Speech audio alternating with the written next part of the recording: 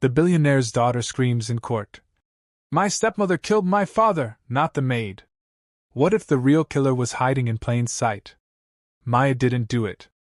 The little girl screamed inside a crowded courtroom, her voice trembling but fierce. That single moment shattered the silence, and the truth began to surface. What looked like a loyal maid's crime was something far darker. A stepmother's perfect murder hidden behind tears and lies. As evidence twisted and secrets unfolded, one question remained.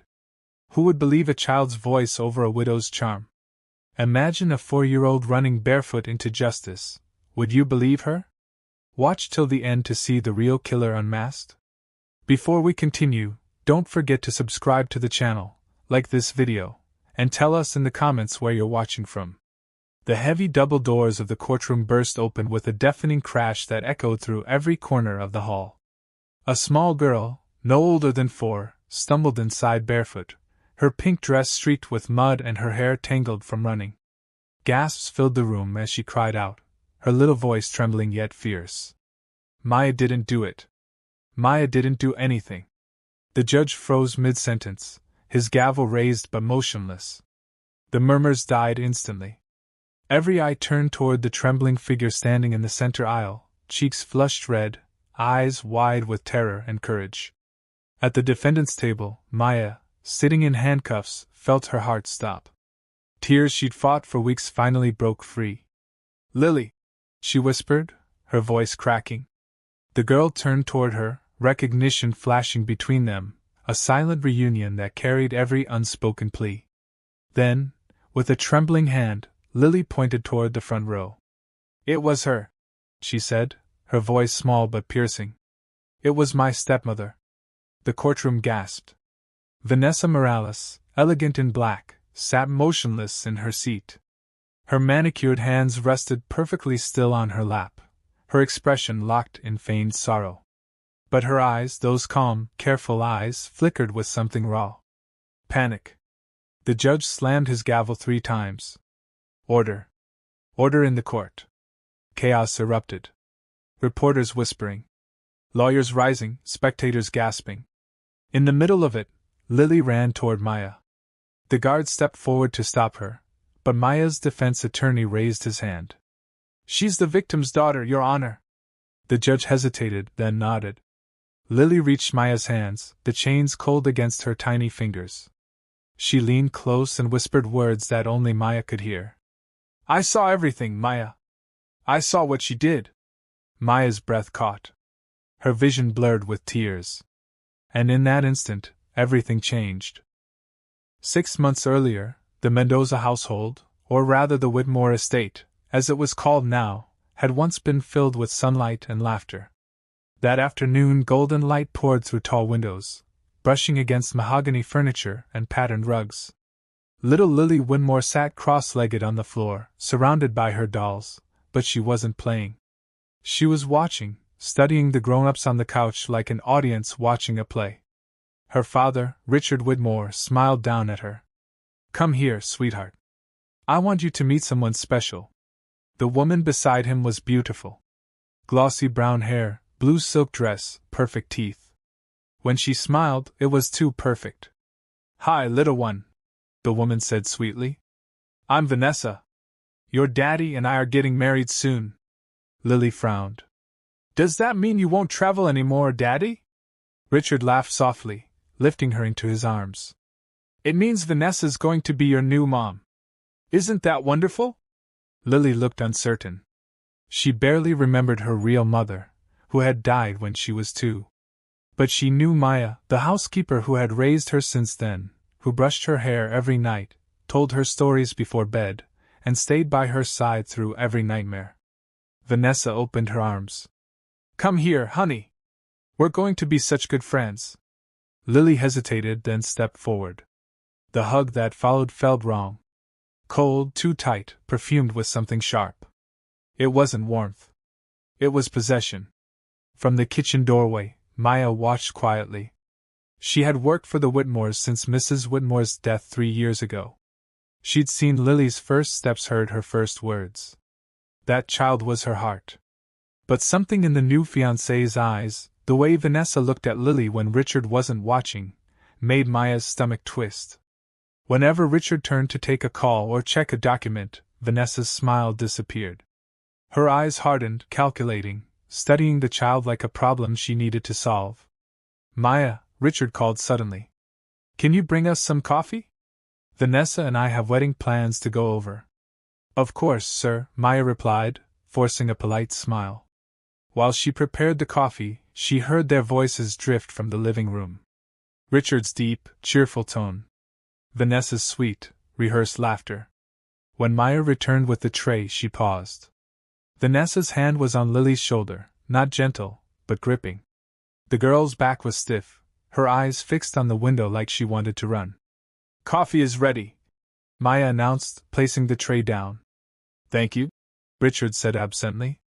Oh, by the way, I'll be in Houston next week. Business trip. 10 days tops. Vanessa's eyes flashed. So soon? We were just starting to bond. It's work, love. You and Lily will have time to get close. Maya will help with everything. Of course, Vanessa murmured, but her smile toward Maya was pure poison. That night, after Vanessa left and Richard was working in his study, Maya helped Lily get ready for bed. Do you like her? Maya asked gently while brushing the girl's hair. Lily shrugged. She smells weird. Weird? Like what? Like when Daddy forgets flowers in the vase and they start to rot. Maya frowned. Kids notice things adults missed. And how do you feel about her living here? Are you leaving? Lily turned quickly, panic in her eyes. No, my love. I'm not going anywhere. Promise? I promise. But as Maya tucked Lily into bed, an unease settled deep in her chest. The kind that whispered something was about to change forever. The following week confirmed it. Vanessa started coming over daily, saying she wanted to learn the household routine. But she wasn't learning. She was observing.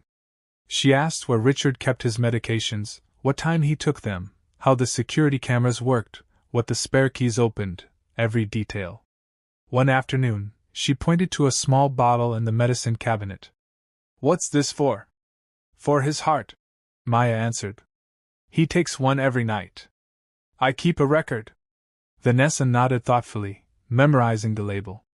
A few days later, Richard left for Houston. Vanessa arrived early that morning with 2 suitcases. I thought Lily and I could spend this time together, a little mother-daughter bonding. Richard was delighted. Great idea. Maya will help you with everything. And just like that, he was gone, leaving Maya and Lily alone with Vanessa. From the moment his car disappeared down the driveway, the air in the house shifted. Vanessa moved through rooms like she owned them. Her smiles vanished. She opened drawers, rifled through documents, whispered to herself. That afternoon, as Maya chopped vegetables for lunch, Vanessa spoke behind her. I think we need some changes around here. What kind of changes, ma'am? Lily's far too attached to you. It's not healthy. She needs to bond with me, not with the help. Maya's hands froze over the cutting board. I've been with her since she was 1. It's natural she feels close. Exactly, Vanessa said coldly. And that's what needs to change. Outside, Lily played quietly in the garden, unaware of how her small world was beginning to fracture. The morning Richard's flight took off, the Whitmore house fell eerily silent. Vanessa stood at the doorway, watching his car vanish through the front gates. When she finally turned back inside, her expression changed. The warmth drained away, replaced by something cold and sharp. Well, she said softly, closing the door with deliberate calm. Now it's just us girls. From that moment, everything shifted. Vanessa began rearranging the house as if erasing Richard's presence. She swapped the framed family photos, moved furniture, locked certain drawers. Even the air felt different, thick with perfume and quiet menace.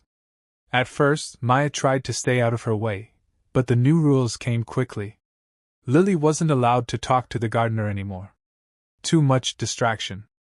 The cook was told her services were no longer needed. We don't need a full staff for just the 3 of us, Vanessa said sweetly, her eyes fixed on Maya. By the end of the week, The only employees left in the house were Maya and Mrs. Ellis, the elderly cleaner who'd worked there for decades. That afternoon, Lily came running to the kitchen, clutching her arm. Tears streaked her face. "She hurt me," she whimpered. Maya dropped the dish she was washing and knelt beside her. "What happened, baby?" Before Lily could answer, Vanessa appeared in the doorway, her expression perfectly composed. "What's going on here?" "She says she hurt her arm," Maya said, inspecting the red mark. A clear handprint. Vanessa crouched beside them. "Oh, sweetheart," she said, brushing the spot gently. "You must have bumped into something. You really need to be more careful." Her voice was smooth as silk, but her eyes, those eyes, flickered with quiet satisfaction. Lily didn't respond. She just lowered her head, trembling. That night, after putting Lily to bed, Maya lingered in the hallway. Through the crack under Vanessa's door, she saw light and heard her voice, low and deliberate, talking on the phone. "Yes, everything's fine. He's gone for 2 weeks. No, not yet. I just need more time." A pause. Then the child. "She'll be a problem, but I'll take care of it." Maya's blood turned cold. She crept back to her room, heart pounding so loudly she feared it would give her away. The next morning, Vanessa was already in the kitchen, wearing a silk robe and a perfect smile. "Good morning, Maya," she said, pouring coffee into Richard's mug.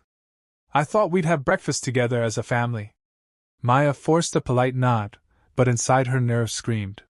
When Richard called later that day to check in, Vanessa made sure Lily answered on speaker. "Hi, Daddy," Lily said softly. "How's my girl?" Richard's cheerful voice filled the room. "I miss you," she said. "I'll be home soon." "Are you having fun with Vanessa?" Lily hesitated. "Yes, Daddy." Vanessa's hand hovered near the phone, her smile tightening. "She's wonderful," Vanessa added quickly. "We've been getting along so well, though." She sighed. "I do think Maya spoils her too much. She's gotten quite dependent." Maya froze, standing at the counter, pretending to clean. Richard chuckled. "I'll talk to Maya when I get back." When the call ended, Vanessa's smile vanished. She turned toward Maya. "See, even Richard agrees. Things will be different around here." That night, Lily wouldn't let go of Maya's hand. "She scares me," she whispered. "When Daddy's not looking, she squeezes me too hard." Maya swallowed hard. "Has she hurt you again?" Lily shook her head, but her eyes told another story. "She says, if I tell anyone, you'll have to go away forever." Maya's chest tightened. "Listen to me, sweetheart. I'm not going anywhere, no matter what she says." But as she rocked Lily to sleep, she wasn't sure she believed it herself. The next few days were a quiet war. Vanessa's control grew suffocating. She followed Maya from room to room, pretending to make casual conversation but watching every move. Then little things started disappearing. Lily's teddy bear, her books, even her drawings. "Have you seen Mr. Floppy?" Lily asked one morning, eyes wide. "You had him last night?" Maya said. Vanessa joined the search with feigned concern. "Oh no, not the bear. Maybe Maya put it somewhere while cleaning." "I didn't touch it," Maya said firmly. Vanessa gave her an innocent smile. "Well, mistakes happen. It's been stressful for everyone." Later that day, Maya found the teddy bear in the backyard trash bin, dirty but intact. She washed it quietly and returned it to Lily without saying a word. From the kitchen window, she saw Vanessa watching them from the patio, her lips curling into the faintest smirk. When Richard returned from Houston, Vanessa had staged the perfect scene. Candles on the table. Dinner for 3, her black dress modest, her makeup soft. "How was everything while I was gone?" Richard asked, holding Lily on his hip. "Wonderful," Vanessa said warmly. "A few little incidents, some missing toys and misplaced things, but I'm sure it was just confusion. Maya's been juggling so much lately." Maya's pulse spiked. "Sir, there was a mix-up, but it's all fine now," she said carefully. "Good," Richard said, clearly exhausted. "Let's just have a quiet evening." Vanessa smiled, satisfied. That night, Maya overheard her whispering to Lily at bedtime. "You and I are best friends now, right?" "Yes," Lily murmured. "And best friends keep secrets. So if Maya forgets where she puts things or does something bad, you can tell me." "Okay, I'll protect you." Maya, standing outside the door, pressed her hand over her mouth. She knew then that this wasn't about affection. It was strategy. A week later, Maya woke to the sound of footsteps in the hallway at 2 a.m. She peeked through her door and saw Vanessa, flashlight in hand, heading toward Richard's study. Maya waited a moment, then followed silently through the cracked door. She saw Vanessa rummaging through drawers, pulling out documents, reading papers, taking notes. The look on her face wasn't grief. It was calculation. When Vanessa turned off the light and left, Maya darted back to her room. Her hands shook. The next day, Vanessa announced she'd be staying overnight more often to make Lily comfortable before the wedding. But the real reason became clear soon enough. Vanessa knew where Richard's medicine was kept. She knew the doses, the schedules. She even began counting the pills herself, claiming it was to help. One night, Maya woke to a strange noise, a faint clink of glass downstairs. She crept to the staircase. From below, she heard Vanessa's whisper again. "Yes, everything's ready. I just need the right moment. Don't worry. No one suspects a thing." Maya's stomach turned. She backed away quietly, praying the floorboards wouldn't creak, but one did. Vanessa's voice stopped instantly. Silence. Then slow footsteps. Maya froze in her doorway, holding her breath. The steps reached her door, paused. Then, after a long minute, they moved on.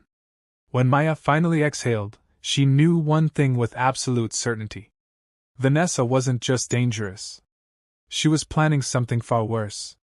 By the end of that week, the Widmore mansion no longer felt like a home.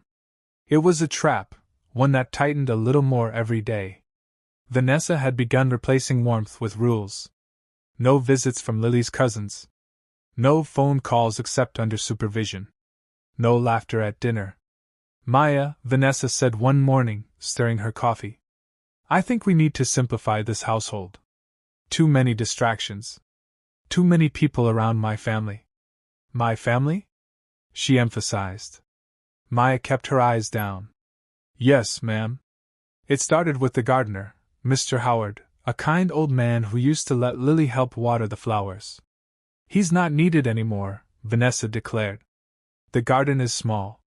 2 days later, the cook was dismissed, too. "Maya can handle meals. It'll save money."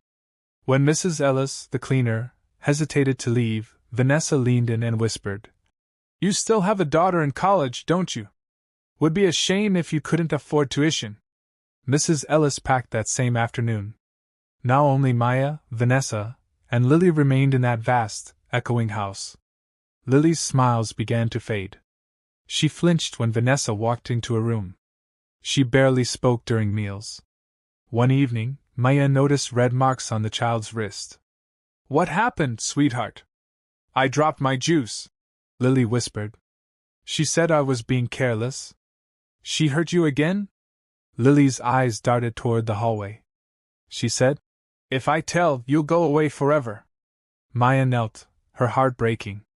"Listen to me. You did nothing wrong. None of this is your fault." But deep down, she knew words wouldn't be enough. 2 nights later, Maya woke to the sound of glass clinking. She peeked through her door and saw Vanessa at the medicine cabinet in Richard's bathroom, carefully counting pills from multiple bottles. "What are you doing?" Maya asked quietly from the doorway. Vanessa startled just slightly, then smiled. "Oh, Maya, you scared me." "Just organizing Richard's medication. He's so careless with these things." Her tone was light, but her movements were deliberate. Too deliberate. She knew exactly which bottles belonged to Richard. The next morning, Vanessa looked pensive over breakfast. "I think some pills are missing," she said, her eyes on Maya. "Missing?" "Yes, you're the one who keeps track, aren't you?" "I am." "Nothing's missing." "Strange," Vanessa replied, sipping her coffee. "Then maybe you're not as organized as I thought." That was the beginning. In the days that followed, Vanessa started planting seeds. Little lies that grew quickly. "Where's my bracelet?" she asked one morning, lifting her wrist dramatically. "I left it on my dresser." "I haven't been in your room," Maya said. "How odd," Vanessa sighed. "Perhaps it'll turn up somewhere unexpected." The next day, she found the bracelet in Maya's laundry basket. Maya stared, horrified. "I didn't, of course not," Vanessa interrupted smoothly. "Mistakes happen." Then came the whispers to Richard on the phone. "She's been acting strange. She's under a lot of stress." Maya knew what was happening. Vanessa was building a case brick by brick, and then came the breaking point. One stormy night, Maya couldn't sleep. Wind howled through the windows. Rain pounded against the glass. Down the hall, she heard Lily crying. When she entered the child's room, she froze. Vanessa was standing over the bed, a small glass bottle in her hand. "What are you doing?" Maya whispered. Vanessa turned, smile calm, helping her sleep. "She's been so restless." Maya glanced at the bedside table. A half-empty glass of milk sat beside Lily. The air smelled faintly bitter chemical. "That's not medicine," Maya said quietly. "Don't be ridiculous." Vanessa set the bottle down and walked out, her heels clicking against the floor. Maya rushed to Lily's side. The child was already half asleep, breathing slow and heavy, too heavy. She sniffed the glass again, the same sharp scent. Carefully, she carried it to the fridge and hid it. If Vanessa was drugging the girl, she would need proof. By morning, Lily was sluggish, her speech slurred. "I feel funny," she mumbled, leaning on Maya's shoulder. "It's okay, honey," Maya whispered, brushing her hair. "You'll be fine." When Richard called from out of town, Vanessa answered first. "Everything's wonderful," she said sweetly. "Though I'm worried about Maya, she's been acting unstable, forgetful. I think she's overwhelmed." Maya stood frozen nearby, listening to every lie. When Vanessa handed her the phone, Richard's voice carried concern. "Maya, is everything all right?" "I'm fine, sir. Just tired." "I trust you're taking care of Lily." "Yes, sir," she said softly. But when she looked up, Vanessa was staring right at her, smiling faintly. That smile said, "I've already won." 3 days later, Richard returned. He looked pale and exhausted, the stress of business and home clearly wearing him down. During dinner, he rubbed his chest several times, breathing heavily. "Are you okay?" Maya asked. "Just heartburn," he said. Vanessa's eyes gleamed. "Maybe you should rest. I'll bring you your medication." She left the table and returned with a glass of water and a pill. Maya's stomach churned. The pill looked wrong. "Not the same as before, sir." Vanessa's eyes snapped toward her. "He needs rest, not drama." Richard swallowed the pill. That night, Maya lay awake, listening to the storm rage outside. She could hear footsteps in the hallway, slow, deliberate, then silence. Then a sound she'd never forget. "Vanessa, help me." It was Richard. Maya leapt from bed and ran down the stairs. Lily's door opened, too. The girl peeked out, terrified. "Stay in your room," Maya shouted. She found Richard on the floor of the living room, gasping for air, clutching his chest. His face was pale, lips trembling. "Sir," Maya screamed, dropping beside him. "What happened? Can you hear me?" He tried to speak, but only gurgled breaths came out. His eyes darted toward the stairs. "Searching." "Vanessa!" Maya screamed. "Call an ambulance." Seconds later, Vanessa appeared at the top of the stairs in a white silk robe, hair perfectly styled. She looked composed. Too composed? "What's happening?" she asked, her tone soft and distant. "Call 911, Maya yelled again. "Oh, right," Vanessa murmured, moving slowly toward the phone. Her movements were deliberate, almost theatrical. She dialed 3 numbers, then hung up. "I forgot the number." Maya grabbed the phone from her hand. "It's 911, she shouted, calling herself. The dispatcher answered, and she screamed their address. When she turned back, Vanessa was kneeling beside Richard but not touching him. Just watching. Do something, Maya yelled, sobbing. But Vanessa didn't move. By the time the paramedics arrived, it was too late. Richard Whitmore was dead. Vanessa wept loudly, flawlessly. Not a single tear fell, but her performance was Oscar-worthy. He just collapsed, she sobbed. I tried to save him, but Maya, she froze. She didn't even call for help right away. Lily came down the stairs crying. Daddy's sleeping, she asked. Maya hugged her tightly, trembling. No, baby. Daddy's gone. Vanessa gently pried the girl from her arms. Come here, sweetheart, she cooed. It's just us now. From the corner of her eye, Maya saw the faintest smirk cross Vanessa's face. And in that instant she knew Richard's death hadn't been fate. It had been planned. The Whitmore mansion was silent except for the distant hum of police radios. Blue lights flickered across the marble walls as detectives moved through the house. Detective Harris, a stern man in his 50s, stood near Richard's body taking notes. Heart condition? He asked. Vanessa dabbed her dry eyes with a tissue. Yes, he had a weak heart. The stress must have been too much. Maya sat on the couch, trembling, her hands still stained with tears and panic. He was fine until last night, she whispered. Something's not right. The detective turned to her. You're the housekeeper, correct? You were here when it happened. Yes, Maya said. I heard him call for help and she was too late. Vanessa interrupted, voice fragile but cutting. I tried calling 911, but Maya froze. It was horrible. Maya's head snapped toward her. That's not true. You stood there.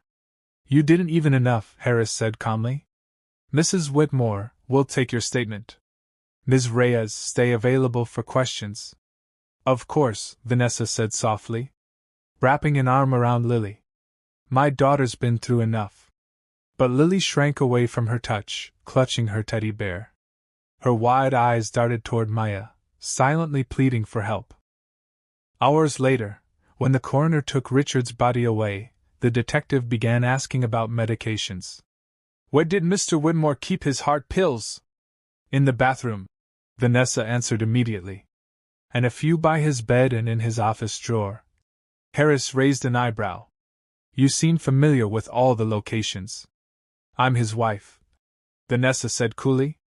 It was my responsibility to know. He nodded, jotting something down.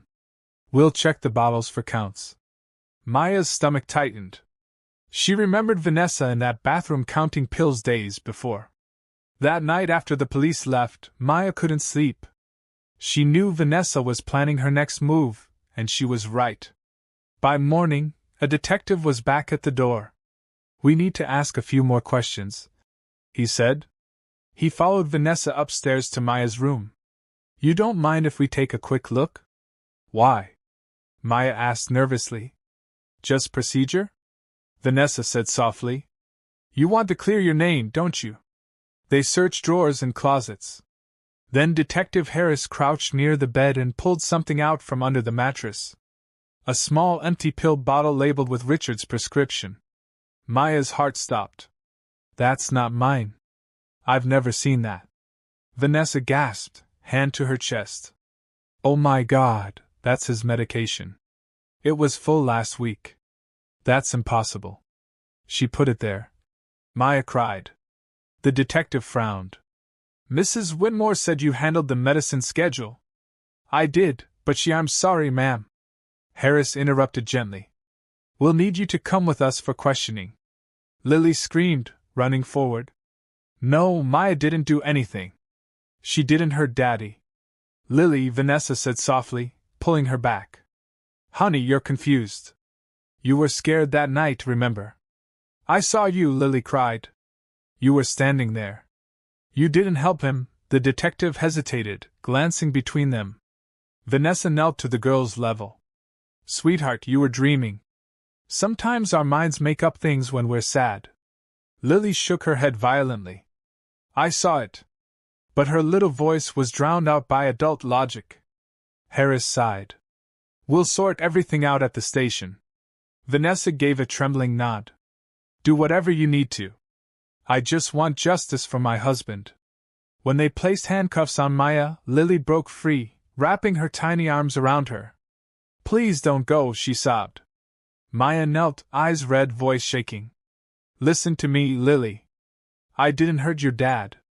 I love you, and I'll come back for you, okay? I promise. Vanessa pulled Lily away, gripping her shoulders tightly. From a distance, it looked motherly, but Maya could see the pressure of her fingers digging into the child's skin. As the officers led Maya out, she turned back once more. I'll come back for you, she shouted. The door slammed behind her. Inside the house, the silence returned. Vanessa exhaled slowly, her grief mask slipping away.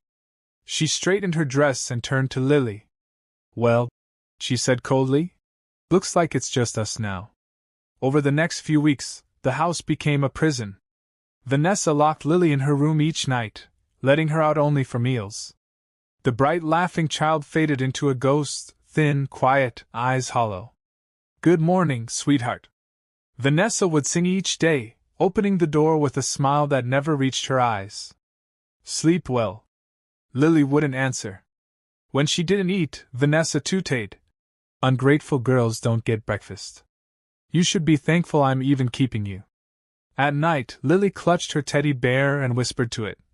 Maya will come back. She promised. Meanwhile, Vanessa began selling Richard's possessions, claiming financial trouble. Jewelry, art, antiques, all gone. To the neighbors, she played the perfect widow.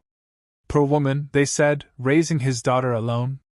They didn't see the bruises under Lily's sleeves or hear her crying when the doors were locked. In county jail, Maya fought to stay strong. Her lawyer, Mr. Monroe, warned her the evidence looked bad. The missing pills, the bottle in your room, your confession about taking a few before. It paints a bad picture. She planted everything, Maya insisted. And the little girl, Lily, she saw what happened. He sighed. She's 4 years old. The court won't consider her testimony reliable. Maya's voice cracked. Then she's going to get away with it. For a long time, the lawyer said nothing. Then quietly. Not if we find proof. Back at the house, Mrs. Ellis, now jobless, couldn't sleep. Guilt haunted her. She'd seen too much, kept silent too long. One night, she picked up the phone and called the lawyer whose name she'd seen on the news. My name's Ellen Ellis, she said shakily. I worked for the Whitmores and I saw something I can't keep quiet anymore. It was the beginning of a spark. The tiny thread of truth that would soon unravel everything Vanessa had built. 3 months after Richard Whitmore's death, the trial began. The courtroom overflowed with cameras, reporters, and murmuring spectators eager to witness the Whitmore murder case. Maya sat at the defense table in a beige prison uniform, her wrists chained, her face pale but steady.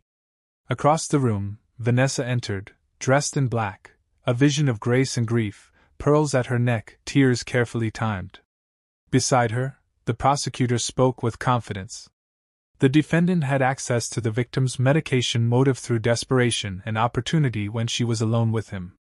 The evidence is clear. This was premeditated. Maya's attorney, Mr. Monroe, leaned in. Keep your composure. Our witness will come. Maya nodded, though her heart felt hollow. All she could think of was Lily, the little girl she'd sworn to protect, locked somewhere in that house with a monster. Inside the Whitmore mansion that same morning, Vanessa finished locking Lily's door. Today's an important day, she said, her tone almost cheerful. By the time I'm home, Maya will be in prison forever. Lily's lip trembled. She didn't do it. You did. Vanessa knelt down, her smile turning to ice. Careful, sweetheart. Lies can get people hurt. Now be good while I'm gone. She shut the door, turned the key, and left for court. For a long moment, Lily sat frozen. Then she looked at her window. Low enough for a jump if she used the little chair. She tried before, but this time something felt different. Maya said she'd come back, but she can't if everyone believes lies. Her hand shook as she pushed the chair under the window, unlatched the lock, and climbed up. The drop wasn't far. She closed her eyes and jumped. Her knees scraped the pavement, but she didn't stop. She ran barefoot down the street, the cold wind burning her cheeks. After blocks of running, she reached a bus stop where an older woman stared in shock. "Sweetheart, are you okay?" "I need to get to court," Lily panted. "They're going to lock Maya forever." The woman gasped. "You're the Winmore girl." "Please," Lily begged. "I have to tell them what happened." The woman didn't hesitate. "Get in the car." Inside the courthouse, Vanessa was already on the witness stand, spinning her web with elegance. "Maya had grown unpredictable," she said tearfully. "My husband was afraid. He even told me he didn't trust her near our daughter." The jury nodded sympathetically. When the prosecutor finished, Monroe stood. "Mrs. Whitmore," he said calmly, "you claim you tried to save your husband. Did you touch him?" He was already gone." "Did you call 911? "I tried. I panicked. Yet phone records show the call came from Maya's cell, not yours." Vanessa blinked, caught for a second, then recovered. "She grabbed the phone before I could." Monroe paced slowly. "And the missing pills, the planted bottle? I have no idea how that got there." He studied her. "Convenient," she smiled faintly. "I loved my husband, Mr. Monroe. I have nothing to hide." At that exact moment, the courtroom doors burst open. A small figure stumbled inside, barefoot in a dirty pink dress. Gasps rippled through the crowd. "Maya didn't do it!" Lily shouted, her voice echoing. "She didn't do anything!" The judge's gavel slammed down. "Order! Who is this child?" Monroe turned, stunned.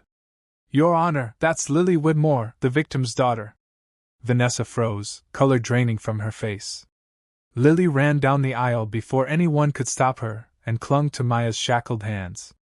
"I saw what happened," she sobbed. Vanessa didn't help Daddy. She just watched. The room fell silent. The judge frowned. "Ms. Whitmore, is that true?" Vanessa's lips parted, but no words came. Monroe spoke quickly. "Your Honor, we have corroborating testimony. Former housekeeper Ellen Ellis has come forward.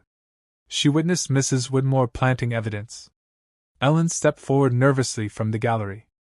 "I saw her hide that pill bottle under Maya's bed. I was too scared to speak. She threatened my family." Vanessa shot to her feet. "They're lying. She's a child and that woman is just bitter." But Monroe wasn't finished. "There's more. Records show your previous husband in Florida also died of a heart attack and you collected on a large insurance policy." Gasps filled the courtroom. Vanessa's mask began to crack. "You don't understand," she shouted, voice trembling. "Richard was weak. He depended on me for everything. And then that maid turned him against me." "So you poisoned him?" Monroe pressed. Her scream pierced the silence. "He deserved it." The judge's gavel slammed again. "Mrs. Whitmore, that's enough." But it was too late. The jury had seen the truth unravel in real time.